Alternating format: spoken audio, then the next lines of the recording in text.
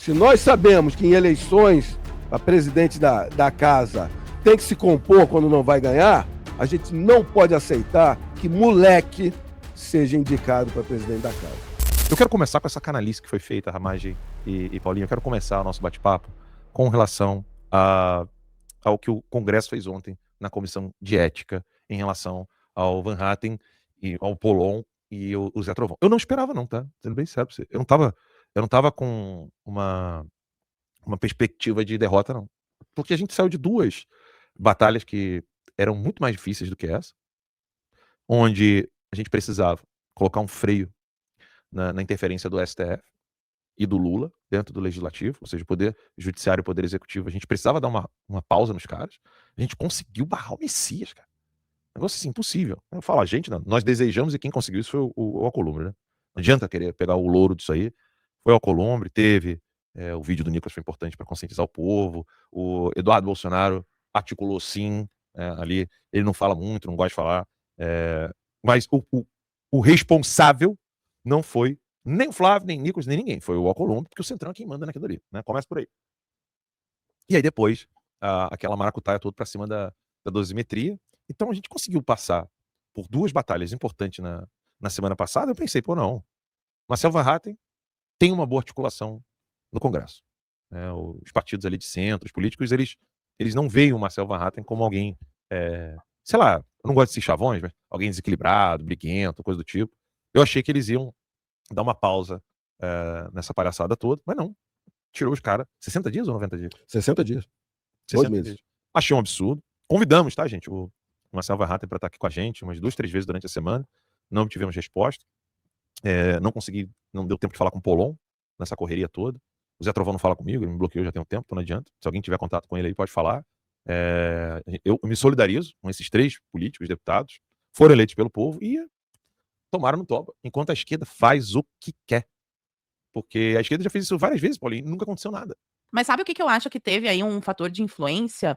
O ego ferido do Hugo Motta. Eu acho que foi mais por isso que pesou. A turminha dele deve ter votado pela punição dos deputados, porque, para quem lembra, na época da confusão, o Hugo Motta não estava conseguindo administrar o conflito, né? Os deputados fizeram ali a obstrução legítima, como gostam de dizer agora, é um termo da moda, democrática, para libertar inocentes da cadeia, algo que foi combinado, que foi prometido e que nunca foi pautado, que eu tô falando aqui da anistia, e inclusive foi votada a urgência depois da anistia, eles transformaram em dosimetria, toda aquela confusão. O Hugo Motta não estava conseguindo administrar, quem tiver memória boa vai lembrar, que os deputados formaram ali uma comissãozinha e foram falar com o Arthur Lira.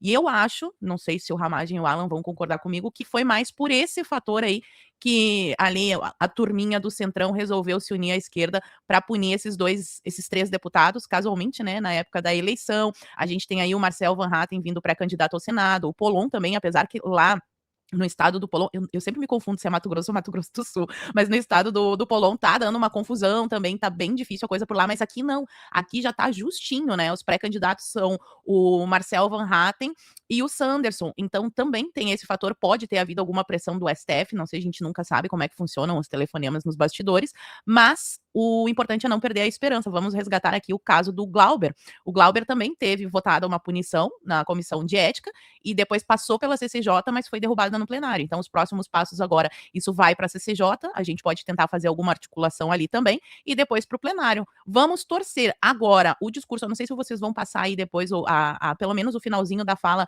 do Marcel Van Hatten, onde ele diz que é um gaúcho com espírito farroupilha. Se ele for punido, só vai crescer a vontade de colocá-lo no Senado. A gente está com um vídeo aqui do Marcel Van Hatten que eu quero muito assistir, né? Onde ele tem o vídeo dele, ele falando, eu sou, como é que é? Eu sou um brasileiro, um gaúcho de alma farroupilha. Pode botar na tela aí, produção. Vamos ouvir esse vídeo dele. Vamos assistir. E é por isso que eu estou honrado de verdade. Independentemente do resultado, nós já estamos observando o painel aqui, que é pela condenação, inclusive, de quem não está aqui. Fora os da esquerda, que nós já sabíamos, os deputados do Distrito Central não estão aqui, nem sei onde estão. Estão lá, mas não estão aqui. O que nós podemos dizer com muita tranquilidade, senhor presidente, é que se essa injustiça vier desse Conselho de Ética da forma como está vindo, nós vamos depois enquadrar e colocar na parede como medalha de honra, como eu fiz com a ação do STF, do senhor ministro Alexandre de Moraes, que está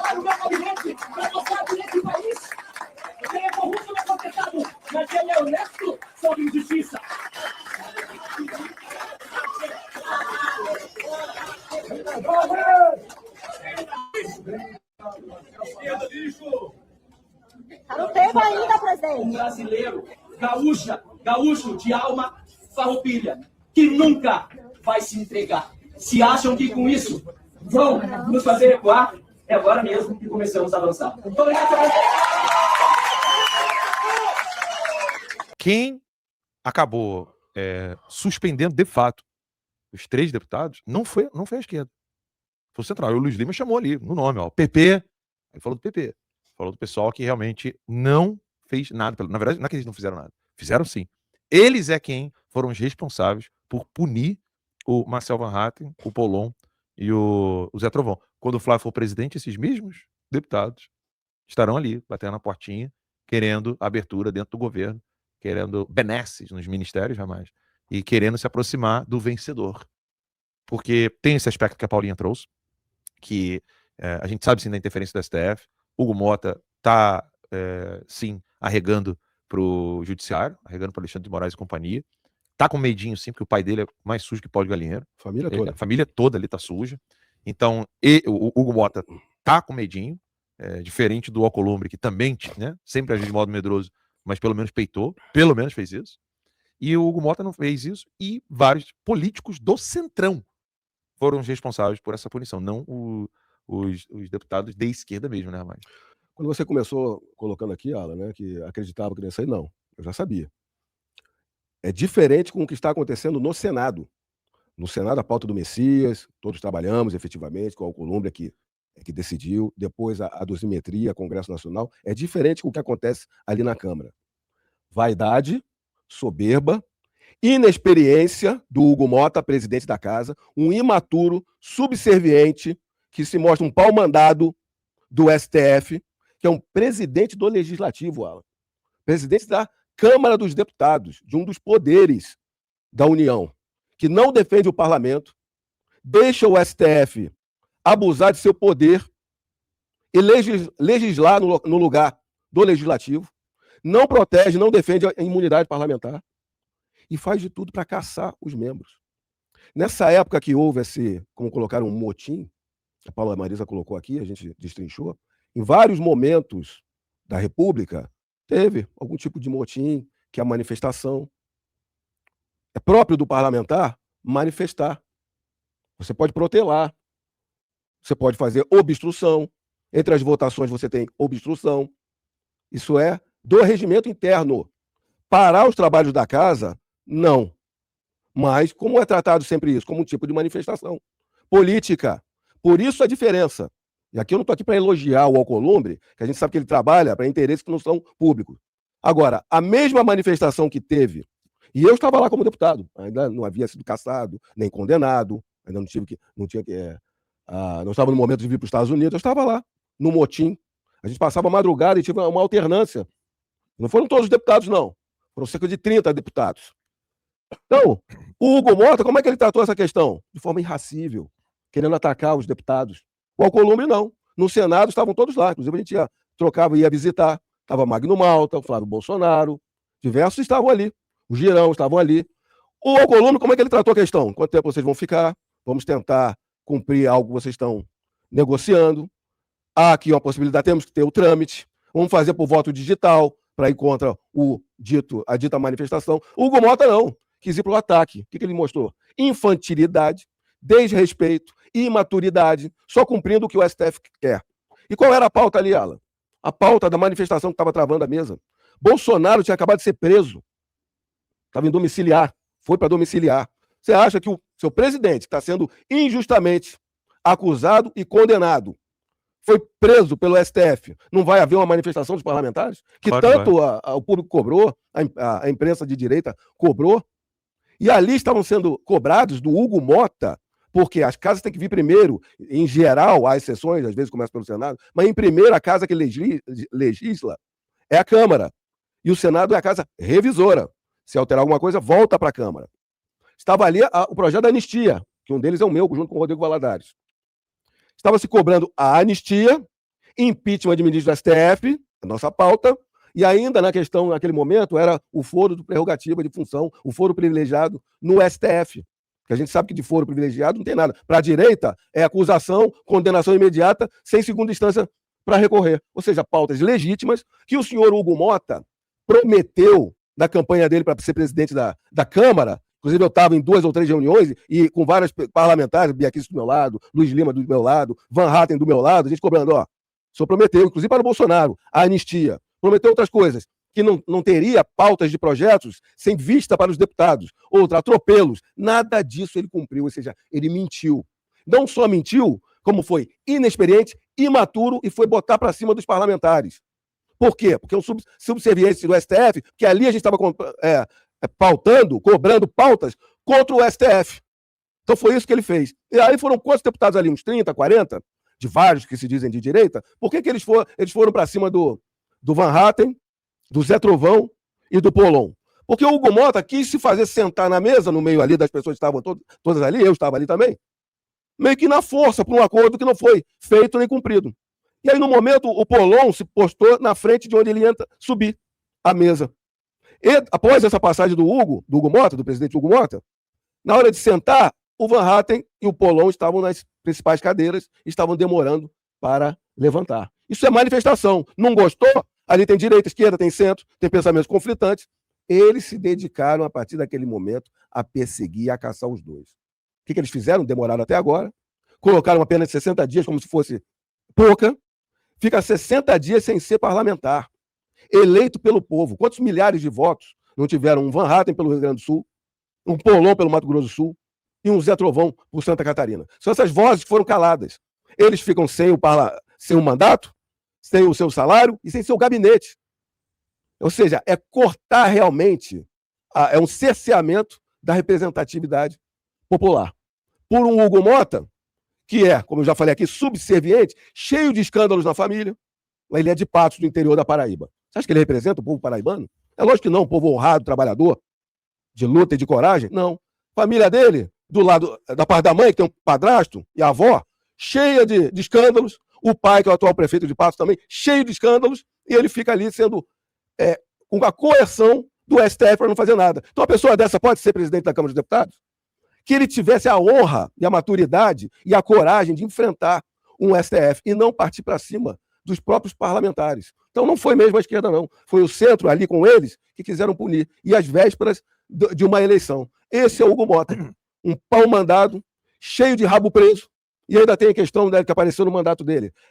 Empregados fantasmas, a questão desse voo aí junto com o cara das bets. Todo enrolado, subserviente ao STF. Eu trago aqui o meu caso. Tem um dispositivo na Constituição, nunca tinha sido usado. Quando um parlamentar é perseguido por uma ação judicial, você pode entrar com aquele dispositivo que pode ter uma votação no plenário da casa para suspender a ação penal. Eu mostrei lá na casa, ó, tem esse dispositivo. Que eu conheço direito, não estou ali à toa, né, como tantos outros deputados. Ó, isso nunca foi utilizado para suspender a ação. Precisa de metade mais 257 votos. Colocamos, fui para a CCJ, expus que estava sendo perseguido, mostrei que pode ser para cada um de parlamentares, ganhei na CCJ e no plenário eu tive 315 votos. Mais votos do que é possível para um projeto de emenda constitucional. Tive mais 50 votos a mais do que o necessário. Teve voto do centro e da esquerda, porque eu mostrei, eu estou aqui, pode ser vocês. Por quê? Porque lógico que eu não estou em farsa de golpe nenhuma, não tem nada de prova contra mim, de crime, não cometi crime nenhum, demonstrei para todos eles. Ganhamos a suspensão da ação, que poderia suspender a ação inteira do Bolsonaro. O que o STF fez? No final de semana, atropelou a decisão do parlamento. Ou seja, não valeu nada uma decisão de voto do Congresso. O que o Hugo Mota fez? Nada. O que o presidente da casa, um deputado federal, presidente da casa, que tem que representar a casa, liderar a casa e proteger o mandato parlamentar, não fez nada. E aí fui condenado, tem mais, fui condenado junto com Jair Bolsonaro, por isso que eu estou aqui nos Estados Unidos, perdi o meu cargo de delegado e foi caçar meu mandato parlamentar. Só que tem na Constituição, expresso na Constituição, para caçar o mandato parlamentar de uma decisão judicial, tem que ir a voto no plenário. Sabe o que aconteceu? Todos sabiam ali que eu iria ganhar e manter, mesmo com a condenação dessa farsa do golpe, condenação do Alexandre de Moraes contra mim, eu ia manter meu mandato parlamentar, estavam sabendo disso. O que o STF, Alexandre de Moraes, fez? No subserviente pau-mandado, cheio de rabo preso, do Hugo Mota? O Hugo Mota não cumpriu a Constituição, Alan. Não colocou para o Congresso votar, para a Câmara votar. Eu já sabia que eu teria muitos votos. Muitas pessoas me ligando, você vai ganhar aqui, Ramagem. Sabe o que ele fez? Ele me cassou por falta.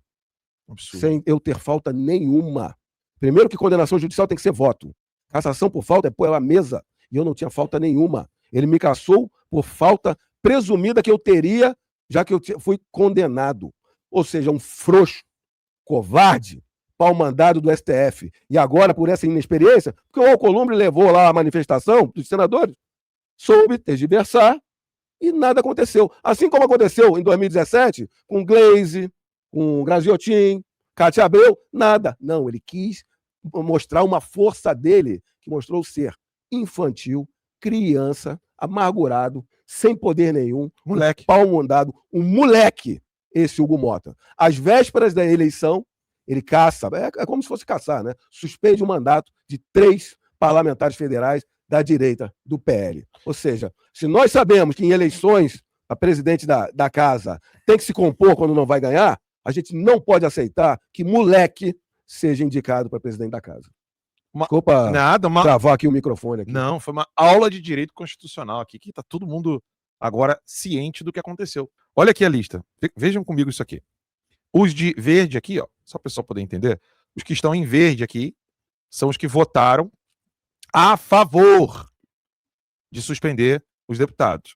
Tá? Os que votaram em vermelho votaram contra. Então tá aqui o Bilinski, o Cabo Gilberto, Gustavo Gaia, Sargento Gonçalves.